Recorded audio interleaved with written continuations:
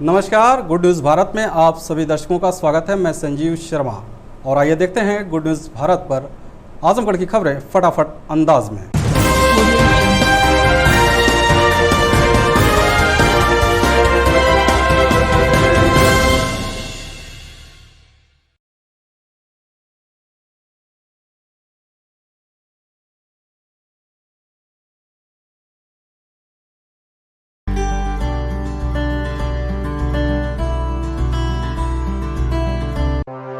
आजमगढ़ जिले में नर सेवा नारायण सेवा के भाव से उत्साह और उमंग के बीच सेवा भारती परिवार द्वारा अपने उद्देश्य सेवा परमो धर्म के साथ अपने मार्ग को प्रशस्त करते हुए केशव बाल संस्कार केंद्र के सौजन्य से 100 वनवासी परिवारों में बच्चों, महिलाओं, पुरुषों और बुजुर्गों को शर्ट, पैंट, स्वेटर, जैकेट, शाल और कंबल वितरित कर एक नया और अध्याय जोड़ दिया गया। साथ ही लाई, लड्डू एवं मिष्ठान आदि देकर खिचड़ी की अग्रिम बधाई एवं शुभकामनाएं दी गई। इस अवसर पर महिला प्रकोष्ठ के अध्यक्ष के रूप में बिन्नी श्रीवास्तव, महामंत्री निरुपमा पाठक, उपाध्यक्ष सारिका सिंह, कोषाध्यक्ष रागनी बर्नवाल, सीमा श्रीवास्तव, सुषमा श्रीवास्तव, महामंत्री सेवा भारती अनिल त्रिपाठी, विधि प्रकोष्ठ के अध्यक्ष ईश्वर चंद बर्नवाल, डॉक्टर बजरंगी उपाध्याय, राकेश सिंह, सूर्य प्रताप सिंह, डब्बू सहित अन्य लोग उपस्थित रहे। आजमगढ़ जिले के अतरौलिया थाना क्षेत्र के इंद्रपट्टी भरसानी गांव स्थित प्राथमिक विद्यालय के पास अजगरों का झुंड मिलने से हड़कंप मच गया। बता दें कि कई दिनों से पड़ रही कड़ाके की ठंड के बाद दोपहर में धूप निकली तो गांव के बच्चे खेलने के लिए बाहर निकल पड़े। उसी दौरान कुछ बच्चे प्राथमिक विद्यालय के पास झाड़ियों के पास अजगर का झुंड देखकर सहम गए। अजगरों के झुंड को देखने के लिए ग्रामीणों की भीड़ इकट्ठा हो गई। ग्रामीणों ने बताया कि इसी विद्यालय में छोटे छोटे बच्चे पढ़ने आते जाते हैं। रास्ते में अजगर कभी भी बच्चों के ऊपर हमला कर सकते हैं। इतने अधिक संख्या में अजगर देख गांव वासियों के होश उड़ गए। ग्रामीणों ने जिला प्रशासन से मांग किया है कि इन सभी अजगरों को पकड़कर जंगल में छोड़ा जाए, नहीं तो कोई बड़ी दुर्घटना घट सकती है। अरे जब धूप निकलती है तब निकलते हैं, बच्चे भी देखने आते, कभी बच्चे को पकड़ लिया, अभी तो बकरी बकरा को मान लो नुकसान पहुंचा दिए, तब क्या होगा। इंद्रपट्टी भरसानी में जो है इस टाइम हमेशा जब धूप निकलती तभी निकलते हैं लोग हैं, उसके बाद ठंडी पर रहते, गर्मी दिखाई नहीं देते। आजमगढ़ जिले के जाफरपुर हरजन बस्ती के पोखरे पर पूर्व विधायक ब्रिजलाल सोनकर के द्वारा कब्जा करने का आरोप लगाते हुए ग्राम प्रधान व भाजयुमो के जिलाध्यक्ष के नेतृत्व में सैकड़ों ग्रामीणों ने प्रदर्शन किया और पूर्व विधायक व जिला प्रशासन के खिलाफ जमकर नारेबाजी की। इस दौरान ग्राम प्रधान जगदीश्वर यादव ने बताया कुछ प्रशासनिक कर्मचारियों के साथ मिलीभगत कर पूर्व विधायक ब्रिजलाल सोनकर ने कागजों में हेराफेरी करके पोखरे की जमीन को भूईधरी दिखाकर कब्जा कर लिए हैं। इसके खिलाफ जिला प्रशासन को कई बार अवगत कराते हुए ज्ञापन सौंपा गया, लेकिन अभी तक कोई कार्रवाई नहीं हुई, बल्कि अभिलेखों को फाड़ने का आरोप लगाते हुए उनके व उनके वकील के ऊपर एफआईआर दर्ज करने की धमकी दी जा रही है। तो वहीं भाजयुमो जिलाध्यक्ष निखिल राय ने बताया कि जाफरपुर गांव में यह पोखरी कई वर्षों पुरानी है, जिससे गांव के लोगों के घरों का नापदान का पानी इसी पोखरे में बहता है। मनरेगा के तहत गांव के लोग इस पोखरे पर काम भी कर चुके हैं। बावजूद इसके पूर्व विधायक ब्रिजलाल सोनकर कागजों में हेराफेरी कर कब्जा कर लिए हैं। उन्होंने कहा कि जल्द से जल्द जिला प्रशासन कब्जे को खाली कराए। तो वहीं अभिलेखों के फाड़ने की खबर प्रकाशित होने के बाद डिस्ट्रिक्ट बार एसोसिएशन के मंत्री अजय कुमार सिंह ने बताया कि अभिलेख को फाड़ने की खबर पूरी तरह से निराधार है। जिला प्रशासन से मांग किया जाता है कि जिम्मेदार पद पर बैठे ऐसे अधिकारी व कर्मचारी को उस स्थान पर बैठे रहना उचित नहीं है। इसमें विवाद है, वो कागज फड़वा कर हमारे ऊपर फर्जी मुकदमा लगवा रहे हैं, हमारे वकील के ऊपर लगवा रहे हैं, जो बार बार धमकी देते हैं। ब्रिजलाल सोनकर। तो क्या है इस पोखरी का पूरा मामला क्या है? पोखरी का मामला वो कागज कुछ फर्जी तरीके से पहले से बनवा लिए हैं। उस समय हम लोग प्रधान नहीं थे, पुराने प्रधानों को मिला के या जैसे भी वो कुछ अपने तरीके से बनवा लिए हैं। ये पोखरी का मामला है। इस पे कागजों में हेरा फेरी करके ब्रिजलाल सोनकर पूर्व विधायक जो है ये अपनी भूमिधरी बता रहे हैं, जिसका हम लोगों ने डीएम को, कमिश्नर को, सबके यहाँ हम लोगों ने इसका उनको संज्ञान में दे दिया। लेकिन उसके बाद भी जो इस पोखरी को पोखरी बताने की कोशिश करता है या जो पोखरी कहता है ये पोखरी है, उसके पर धमकी आने लगती है, मुकदमा दर्ज करने का धमकी दी जाती है कि SC/ST लगा दिया जाएगा, ये कर दिया जाएगा, वो कर दिया जाएगा।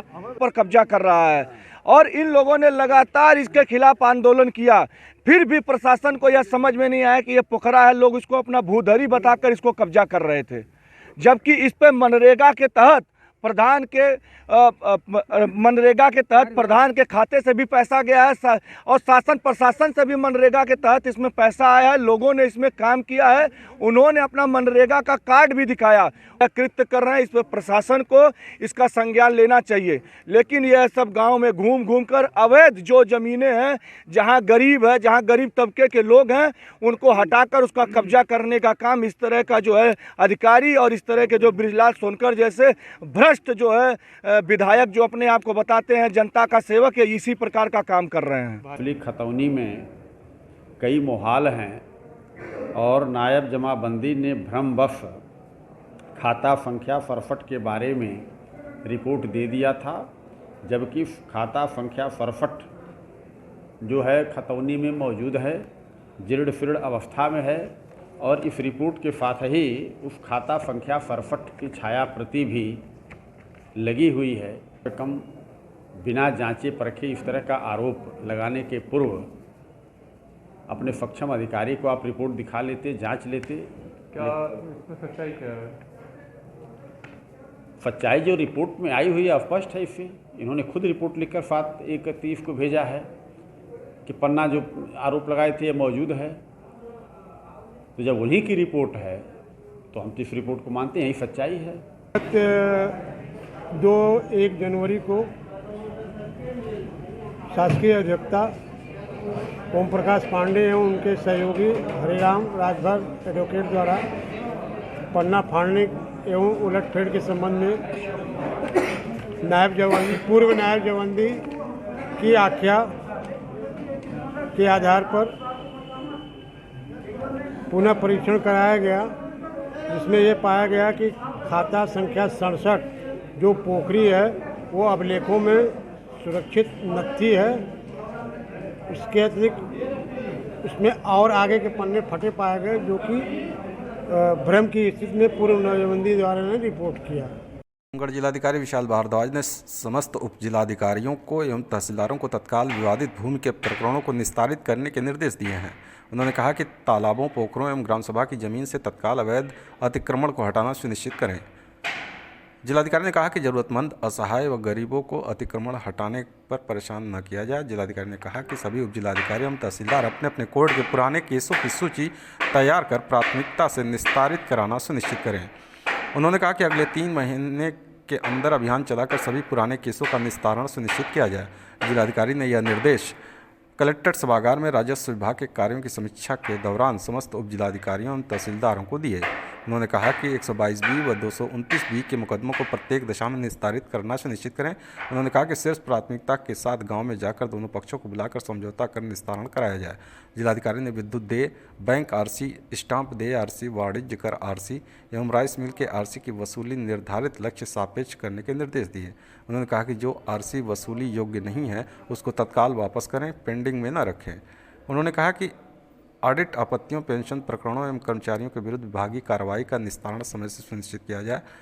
जिलाधिकारी ने कहा कि गंभीर प्रकरण को छोड़कर सभी विभागीय कर्मचारी कार्रवाई 3 माह के अंदर समाप्त कराना सुनिश्चित करें। आजमगढ़ कांग्रेस प्रवक्ता ओमकार पांडे ने गंभीर आरोप लगाते हुए कहा कि बीजेपी सरकार में महिलाएं सुरक्षित नहीं हैं, न तो परीक्षाओं के प्रश्न पत्र सुरक्षित हैं और न तो अभिलेखागारों में अभिलेख ही सुरक्षित रह गए हैं। कांग्रेस प्रवक्ता ने कहा कि ओम प्रकाश पांडे संघ के पूर्व जिला कार्यवाहक एवं वर्तमान में संघ के आजमगढ़ विभाग के विभाग संपर्क प्रमुख के पद पर हैं। शासन सत्ता के बड़े रसूखदार व्यक्ति हैं, सहायक मंडलीय शासकीय अधिवक्ता भी हैं। इसके साथ ही वर्तमान में मंडलीय शासकीय अधिवक्ता का कार्यभार देख रहे हैं तथा आजमगढ़ विकास प्राधिकरण के नामित अधिवक्ता के पद पर भी कार्यरत हैं। समय समय पर इनके द्वारा विकास प्राधिकरण से नोटिस भिजवा कर लोगों को परेशान करने और अवैधानिक ढंग से मामला रफा दफा करा देने का आरोप भी लगता रहा है। कांग्रेस प्रवक्ता ने बताया कि वर्तमान में अतुल कुमार प्रशासनिक अधिकारी RRK कलेक्ट्रेट द्वारा ओम प्रकाश पांडे व उनके सहयोगी अधिवक्ता हरिराम राजभर के विरुद्ध इस आशय की रिपोर्ट उच्चाधिकारियों को दी गई है, जिसमें कहा गया है कि सहायक शासकीय अधिवक्ता कमिश्नरी ओम प्रकाश पांडे ने 2 जनवरी 2023 को ग्राम जाफरपुर, परगना निजामाबाद तहसील सदर के पुराने चकबंदी बस्ते के निरीक्षण के आवेदन दिया, जिसे उन्हें उपलब्ध करा दिया गया। उसके निरीक्षण के उपरांत उनके द्वारा खतौनी बस्ते का निरीक्षण की मांग की गई, जो उन्हें उपलब्ध कराया गया। निरीक्षण के उपरांत उनके द्वारा शासकीय कार्य हेतु 67 खाते की नकल की मांग की गई, जिसके बाद पता चला कि सहायक शासकीय अधिवक्ता ओम प्रकाश पांडे व उनके सहयोगी अधिवक्ता हरिराम राजभर द्वारा 67 खाते का पन्ना फाड़ लिया गया। कांग्रेस पार्टी मानती है कि यह गंभीर प्रकरण है जिसकी जांच कराकर दोषियों के विरुद्ध आवश्यक सख्त कानूनी कार्रवाई होनी चाहिए। आजमगढ़ जिले के अतरौलिया थाना क्षेत्र के केसरी चौक पर स्थित एक मिठाई दुकान के गोदाम में आग लग गई। आग धीरे धीरे अपना विकराल रूप लेने लगी तो स्थानीय लोगों द्वारा नगर पंचायत निवासी दुकान स्वामी सोनू मोदनवाल को इसकी सूचना दी गई। आनंद फानंद में लोग बाल्टी में पानी भरकर आग बुझाने लगे, लेकिन आग और ज़्यादा बढ़ने लगी तो इसकी सूचना फायर ब्रिगेड को दी गई। कोहरे की वजह से कुछ विलम्ब से पहुंचे फायर ब्रिगेड के जवानों ने आग पर काबू पाया। तब तक मिठाई के गोदाम में रखा सारा सामान जलकर राख हो गया। दुकान स्वामी सोनू मोदनवाल ने बताया कि शॉर्ट सर्किट से गोदाम में आग लग गई, जिसकी सूचना स्थानीय लोगों ने दी। अगर आग पर किसी तरह से काबू पाया गया, दुकान में रखा सारा सामान जलकर राख हो गया है। दुकान में लगभग 2 से 2.5 लाख रुपए का भारी नुकसान हुआ है। हम लोग रात में खाना पीना खा के सोए थे, शॉर्ट सर्किट से आग लगी हुई है। ये कैसे सूचना मिली थी आपको? बस आस पास के लोग सोए जागे जगाए, बोले कि गोदाम में तुम्हारे आग लग गई है, जिसमें सामान हमारा रखते थे उसी से हमें। ये कैसे बुझी है? कितने टाइम बुझी है आग?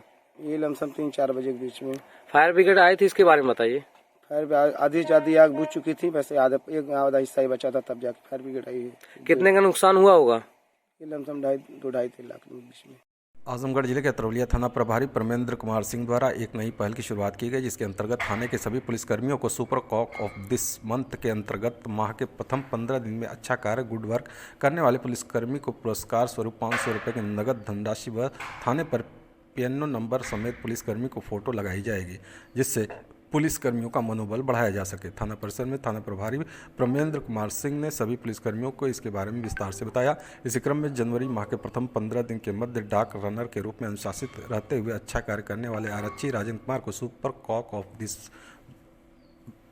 जनवरी के रूप में 500 रुपये का नगद पुरस्कार थाना प्रभारी द्वारा देकर सम्मानित किया गया।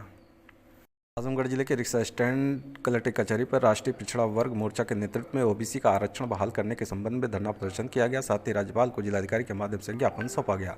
इस दौरान दुर्गविजय यादव ने कहा कि के कृष्णमूर्ति बनाम भारत सरकार के मामले में 11 मई 2010 व विकास किशन लाल गवली बनाम भारत सरकार के मामले में 4 मार्च 2021 को सुप्रीम कोर्ट द्वारा दी गई गाइडलाइन के अनुसार उत्तर प्रदेश की भाजपा सरकार द्वारा नगर निकाय चुनाव में ओबीसी आरक्षण लागू न करने के कारण 27 दिसंबर 2022 को इलाहाबाद हाई कोर्ट ने ओबीसी आरक्षण के बगैर ही निकाय चुनाव कराने का आदेश दिया था, जिसमें सुप्रीम कोर्ट ने स्थगन आदेश दिया हुआ है। उत्तर प्रदेश की भाजपा सरकार जिसे अमल न करके ओबीसी के विरोध में काम किया है, इसलिए ओबीसी का आरक्षण निकाय चुनाव में बहाल किया जाए। धरना प्रदर्शन के दौरान रामचंद्र चौहान, मुकेश, जितेंद्र, मनोज कुमार, रामपेर चौहान, सूबेदार, उषा, रीना, लीला, राधिका, उर्मिला यादव सहित अन्य लोग उपस्थित रहे।